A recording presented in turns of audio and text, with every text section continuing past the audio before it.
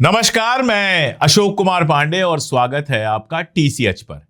कल मैंने आपको बताया था और बहुत डिटेल में बताया था, आज भी बात करूंगा कि जो मक्का पैक्ट हुआ है जिसमें सऊदी अरबिया, पाकिस्तान और तुर्की शामिल हैं, उसका मानी क्या है, उसके असरात क्या होंगे, गल्फ के अंदर उसके असरात क्या होंगे, गल्फ के बाहर उसके असरात क्या होंगे, उस पर मैं बहुत डिटेल में बात और भी करूंगा। ईरान ने उस पर जो अपनी प्रतिक्रिया दी है उसका मानी क्या है, ये भी मैं बात करूंगा। लेकिन शुरुआत एक दूसरी खबर से। सीएनएन पर एक रिपोर्ट आई है। सीएनएन को आप अच्छी तरह से जानते हैं, अमेरिका का न्यूज नेटवर्क है, और इस पर एक खबर आई है कि अमेरिकी आर्मी के जो चीफ हैं जनरल डैन कैन, वो ईरान से जो वार चल रहा था उससे बाहर निकलने का रास्ता तलाश रहे हैं। देखिए, अगर आप मेरे वीडियोस देखते हैं और रेगुलर देखते हैं और रेगुलर नहीं देखते हैं तो चैनल को सब्सक्राइब कर लीजिए, और चैनल को सब्सक्राइब करके वो जो बेल बटन होता है उसको दबा दीजिए ताकि रेगुलर देख सके। तभी इस पूरे माहौल को समझने में आपको मदद मिलेगी। तो जो लोग मेरा वीडियो रेगुलर देखते हैं वो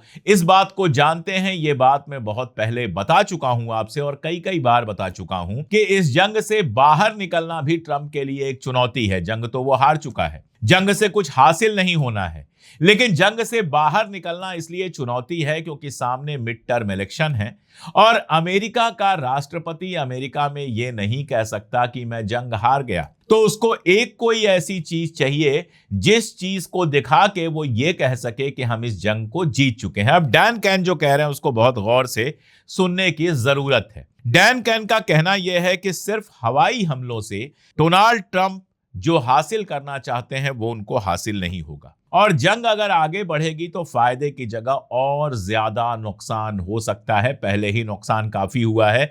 मैं आपको बता चुका हूं कि 600-650 अमेरिकी सैनिकों के मरने की खबर है, और साथ में यह भी है कि अमेरिकन एसेट्स जो हैं, अमेरिकन बेसेस जो हैं गल्फ के अंदर, वो बुरी तरह से तबाह हो चुके हैं। यहां तक कि गल्फ कंट्रीज भी अमेरिका से कह रही हैं कि आप अगर जंग बढ़ाएंगे तो हमारा सिर्फ और सिर्फ नुकसान होना है। सबको लगा था कि शायद ईरान से अगर फुल जंग हो जाए, ईरान तबाह हो जाए तो हमारा फायदा होगा, लेकिन सबके समझ में आया कि ईरान तो तबाह होने से रहा।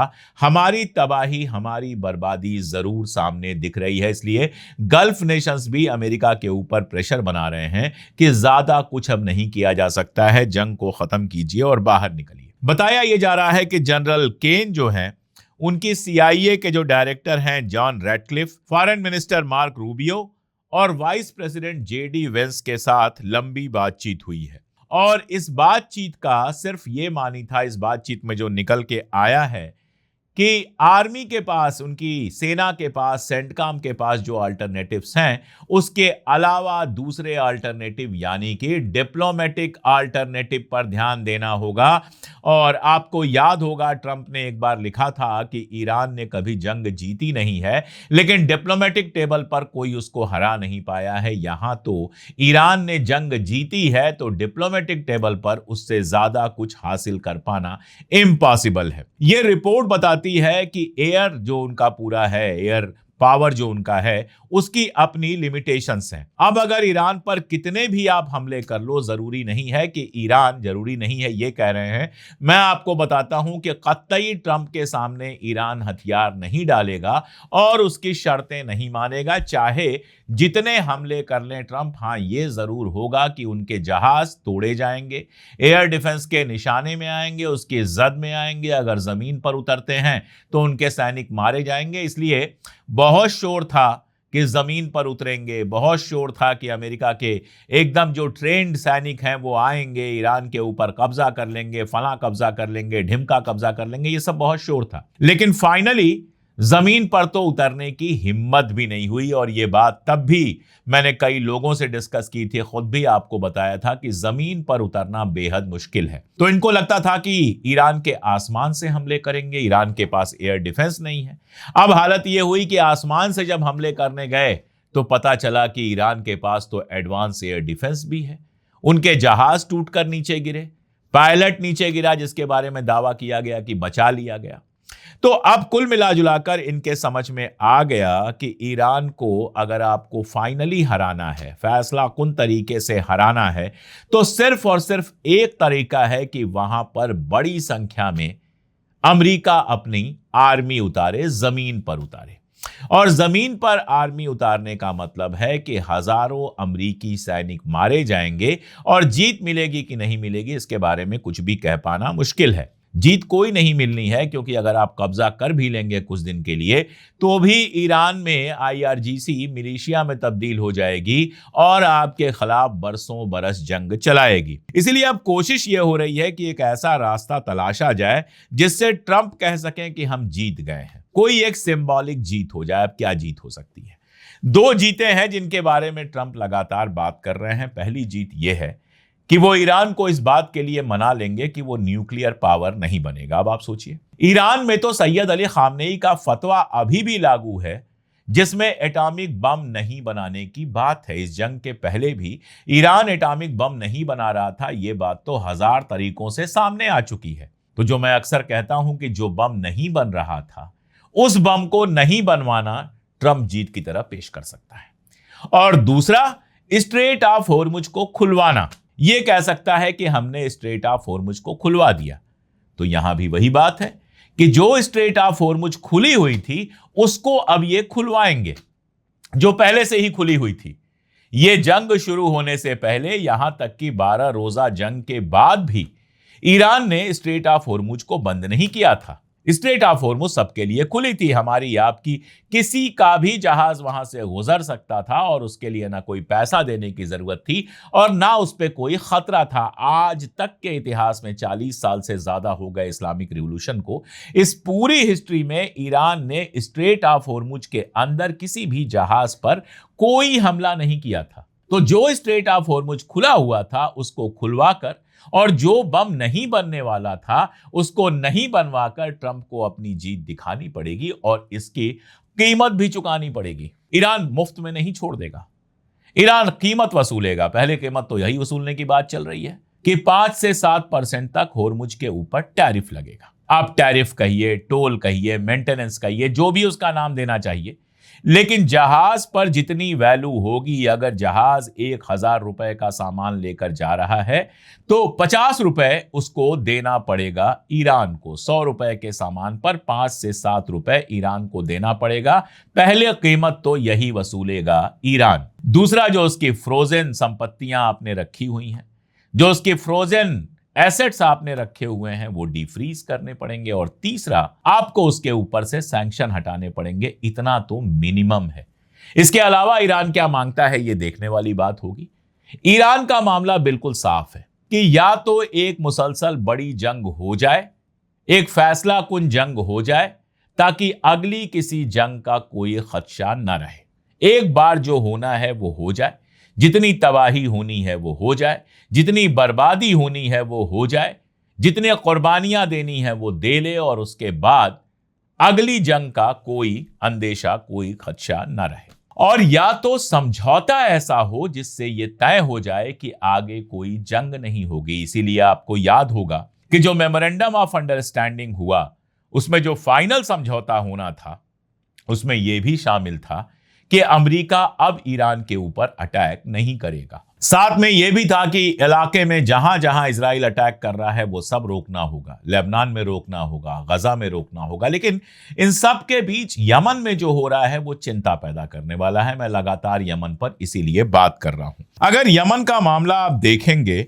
तो हौथियों ने यमन का जो मारिब शहर है उस पर बैलिस्टिक मिसाइल और ड्रोन से हमला किया है, जिसमें 2 लोग मारे गए हैं और 14 घायल हुए हैं। कल मैंने आपको बताया था कि सऊदी अरबिया में भी हमला हुआ था और साथ में यमन की जो गवर्नमेंट है जिसको सऊदी अरबिया सपोर्ट करता है उस पर भी हमला हुआ था, जिसमें 54 से ज्यादा लोग यमन के अंदर मारे गए थे और 12-15 लोग मारे गए थे सऊदी अरबिया में। अब कल सऊदी अरबिया पर तो कोई हमला नहीं हुआ है, लेकिन यमन की जो गवर्नमेंट है उस पर हमला, मतलब लगभग सऊदी अरबिया पर हमला हो जाता है। आप देखिए यूएई क्या कर रहा था। यूएई से सऊदी अरबिया की जो हालिया दुश्मनी हुई है वो क्यों हुई है? यूएई यमन में इजराइल की हेल्प लेकर, इजराइल और यूएई मिलकर आप कह सकते हैं यमन में इंटरफियर करने की, यमन में दखल करने की कोशिश कर रहे थे। ये दखल कैसा था?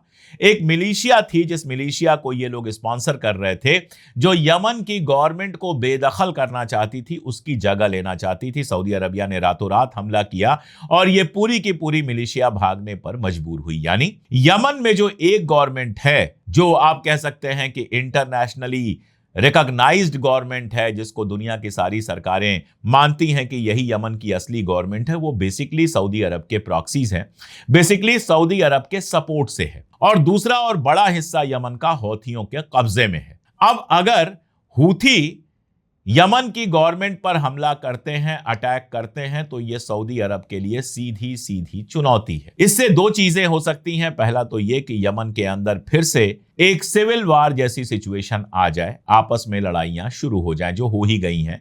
अब इन्होंने हमला किया है तो उनके पास जितनी ताकत होगी वो हमला करेंगे, तो ये तो हो ही गया है। लेकिन इसमें ज्यादा खतरनाक ये है कि अगर सऊदी अरबिया इसमें इन्वॉल्व हो जाए और ये लड़ाई लंबी चले, तो ये एक ऐसी लड़ाई होगी जो ईरान वार खत्म होने के बाद भी गल्फ को चैन से नहीं रहने देगी। पिछली बार भी सऊदी अरबिया से जब यमन की लड़ाई या हूथियों की लड़ाई चल रही थी, तो कोई 7-8 साल तक लड़ाई चली थी और फैसला कुन तरीके से हरा नहीं पाए थे हूथियों को। इस बार भी आसान नहीं होगा। अब आते हैं जरा सा, ये जो मक्का डिफेंस पैक्ट हुआ है, इसको अगर हूथियों के एग्जाम्पल से ही देखें तो क्या पाकिस्तान सीधे सीधे सऊदी अरब की मदद करके हूथियों के ऊपर अटैक करेगा? देखिए, कल ईरान के एक जिम्मेदार आदमी का बयान आया जिसमें उन्होंने कहा कि सऊदी अरबिया की रक्षा, सऊदी अरबिया की हिफाजत पाकिस्तान नहीं कर सकता, या सऊदी अरबिया का यूं कहें कि कोई और हिफाजत नहीं कर सकता। इशारा यह था कि तुम्हारी हिफाजत हम ही कर सकते हैं। तो क्या इस पैक्ट से नाराजगी की वजह से ईरान हूथियों को इस जंग के लिए सपोर्ट कर रहा है? यह अपने आप में बहुत बड़ा सवाल है। देखिए, जहां तक इस पैक्ट का सवाल है, यावेर नेतन्याहू, जो नेतन्याहू का बेटा है, दिखाई दे रहा है कि इजराइल इस पैक्ट से कितना डरा हुआ है। वो कहता है कि अगली बार जब ईरान, हूथी या इराक में मौजूद मिलिशिया सऊदी अरब पर हमला करेंगे, तो क्या तुर्की, पाकिस्तान, ईरान, इराक और यमन पर हमला करेंगे? वो भारत के लिए भी पूछता है कि अगर अगली बार इंडिया और पाकिस्तान की जंग होगी तो क्या तुर्की और सऊदी अरबिया भारत पर अटैक करेंगे? उसको चिंता यह भी करनी चाहिए कि क्या अगर तुर्की के साथ या फिर सऊदी अरबिया के साथ इजराइल कोई जंग शुरू करता है तो ये तीनों मिलकर इजराइल से लड़ेंगे। उसकी चिंता यह होनी चाहिए। खैर, जो उसने सवाल पूछा है बहुत इलॉजिकल सवाल नहीं है, सवाल अपने आप में बहुत इंपॉर्टेंट है। इसलिए क्योंकि अगर हूथियों वाला मामला बढ़ता है तो क्या तुर्की इसमें किसी तरह का दखल करेगा? क्या तुर्की इसके चलते ईरान पर अटैक करके उससे जंग करने की हिमाकत करेगा?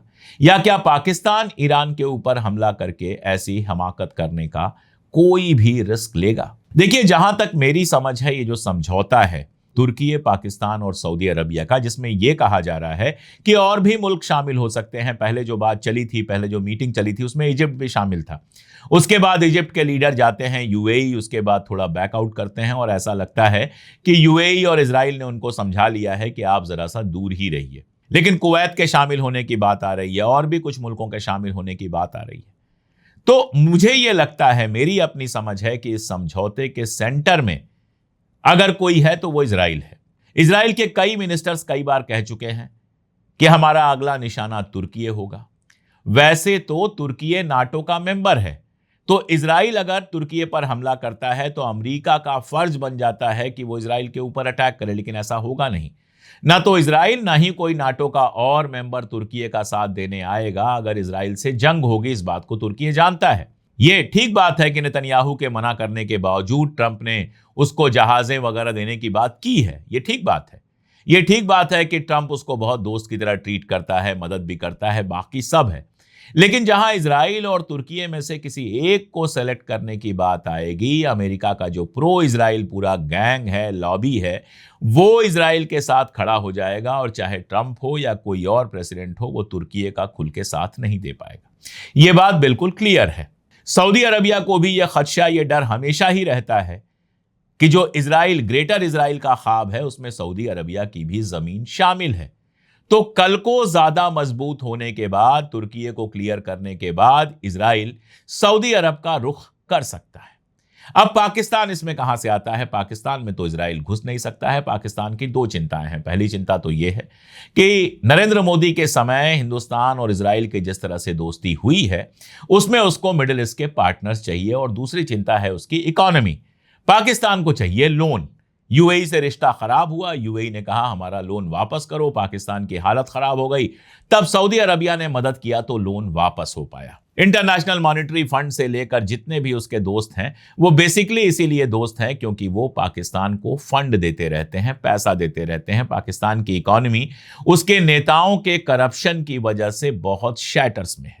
आप पाकिस्तान के बड़े लीडर्स को देख लीजिए, मरियम नवाज को देख लीजिए, नवाज शरीफ को देख लीजिए, शहबाज शरीफ को देख लीजिए, बेनजीर भुट्टो के बेटे को देख लीजिए, इन सब लोगों को आप देख लीजिए, ये बेहद रईस लोग हैं। इनके पास लंदन में कोठियां हैं, इनके पास दुबई में कोठियां हैं, इनके पास इतना पैसा है जो आप सोच ही नहीं सकते। लेकिन पाकिस्तान एक गरीब मुल्क है। हिंदुस्तान पाकिस्तान दोनों के बारे में यह सच है कि हमारे लीडरान बड़े अमीर हैं, लेकिन हमारे मुल्क बड़े गरीब हैं क्योंकि भयानक करप्शन है। खैर वो एक अलग मुद्दा है, उस पर बात करूंगा तो घंटे भर बात ही करनी पड़ेगी और कौन जाने कि कुछ लोग नाराज भी हो जाएं कि आप करप्शन पे क्यों हमारे बात कर रहे हैं, आप क्यों दुनिया के सामने हमको नंगा कर रहे हैं। लेकिन हकीकत यह है कि दुनिया के सामने आप नंगे ही हैं। जब दुनिया आती है हिंदुस्तान या पाकिस्तान में तो यहाँ की गरीबी देखती है, और जब नेताओं से मिलती है तो वहां की रईसी भी देखती है। खैर जो बात हो रही थी, पाकिस्तान को जरूरत है पैसों की और पाकिस्तान के पास है न्यूक्लियर पावर। तो सऊदी अरबिया या तुर्की से अगर इजराइल टकराता है तो पाकिस्तान उसको न्यूक्लियर अटैक की धमकी दे सकता है, कर नहीं सकता है। देखिए, न्यूक्लियर अटैक पाकिस्तान नहीं करेगा इजराइल के ऊपर, किसी और मुल्क के लिए भी। ये बात मुझसे आप लिख कर ले लीजिए, ऐसी बेवकूफी वो नहीं करने वाला। लेकिन एक धमकी होती है, एक डिटरेंट वो बन सकता है। डिटरेंट समझते हैं ना, कि तुम्हारे पास अगर न्यूक्लियर है तो हमारे पास भी न्यूक्लियर है।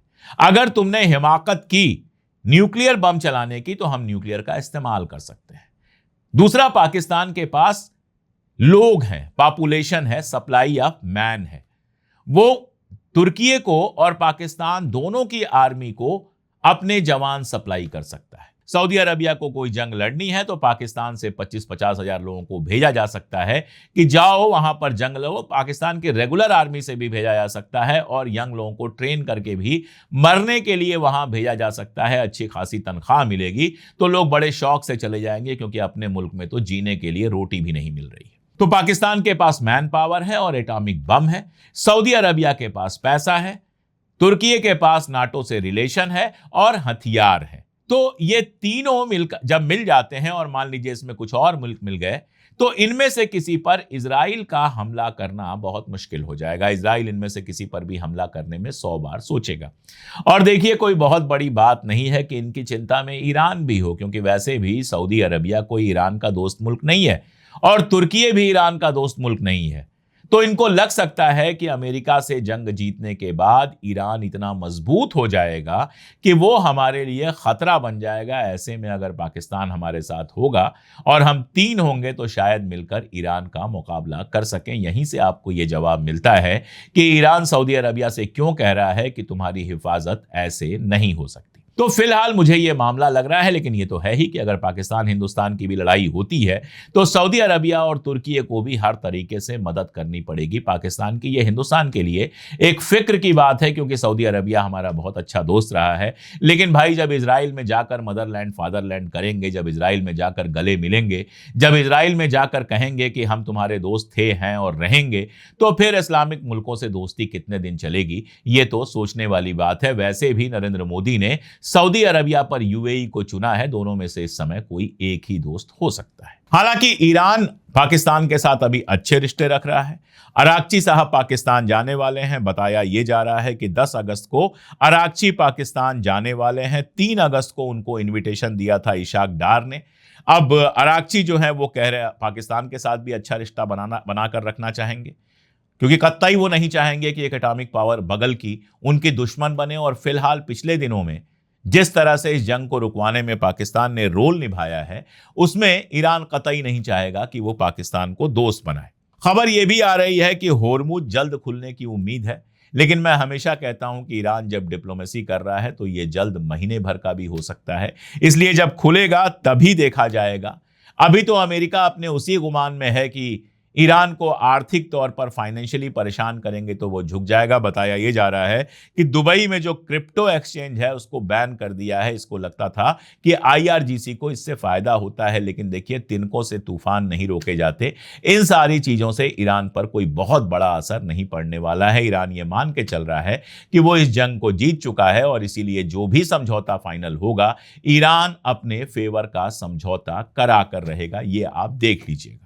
तो दुनिया रोज बदल रही है। ये डिफेंस पैक्ट हो या हूथी की लड़ाई हो ये आगे क्या होगा इसकी तरफ इशारा कर रहे हैं। जब जो जैसे होगा मैं आपको बताऊंगा ही। आप जुड़े रहिए हमारे साथ, देखते रहिए हमारे वीडियोस और चैनल को सब्सक्राइब जरूर कर लीजिए। आज के लिए इतना ही, बहुत शुक्रिया।